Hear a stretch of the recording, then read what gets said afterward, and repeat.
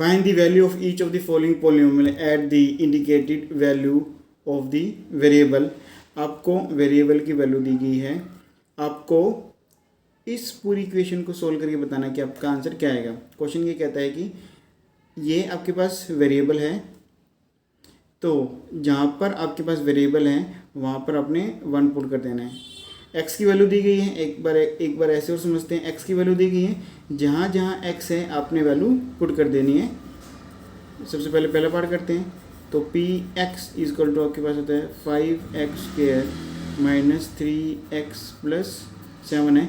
जहाँ जहाँ x है वहाँ पर आपने 1 पुट कर देना है, यानी कि P1 में लिख दूंगा, जहाँ जहाँ x है वहाँ 1 पुट कर देंगे, तो यहाँ पर मेरे पास 5 ब्रैकेट में आ जाएगा 1 का स्क्वायर माइनस 3 इंटू 1 प्लस हो जाएगा 7। 1 का स्क्वायर 1 ही होगा, यहाँ पर सिर्फ 5 आ जाएगा, माइनस 3 को 1 से मल्टीप्लाई करूँगा तो मेरे पास 3 आएगा, प्लस का 7, यहाँ पर मेरे पास प्लस का 7 आ जाएगा। तो आपने बोर्ड मास का ध्यान देना है।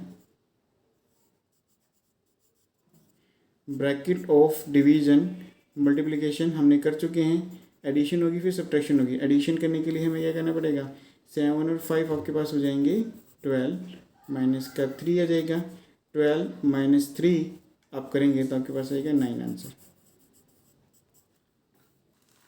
फिर चलते हैं नेक्स्ट पार्ट के ऊपर। अगर सेकंड पार्ट है, आपको वेरिएबल दिया गया है y, जहाँ जहाँ आपके पास y है वहाँ पर आपने 2 पुट कर देना है। तो ये py है 3y³ माइनस 4y प्लस √11 है। py जहाँ जहाँ y है आपने 2 पुट कर देना है, तो यहाँ पर मेरे पास 2 हो जाएगा, 3 इंटू 2 का क्यूब हो जाएगा माइनस 4 इंटू 3 हो जाएगा प्लस √11 हो जाएगा। 3 है आपके पास, आपने ब्रैकेट को ऑफ करना है, सबसे पहले ब्रैकेट को सोल्व करना है, यानी कि इस पूरी वैल्यू को सोल्व करना है।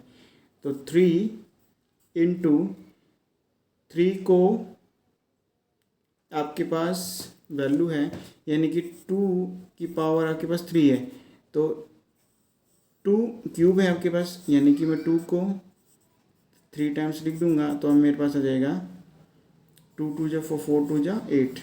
तो मुझे इस पूरी वैल्यू की जगह रख देना है यहाँ पर 8, माइनस का साइन है, माइनस आ जाएगा, 12 आ जाएगा, प्लस आ जाएगा √11, तो यहाँ पर मेरे पास √11 आ जाएगा। हमने ब्रैकेट को सोल्व कर लिया, डिवीजन हमारे पास क्या है नहीं, अब मल्टीप्लिकेशन है, तो मल्टीप्लाई कर देंगे हम। 24 माइनस 12 प्लस √11 है। √11 और 24 आपके पास ऐड नहीं हो पाएंगे क्योंकि अंडर रूट में है, ये आपके पास एक वैल्यू सिंपल दी गई है।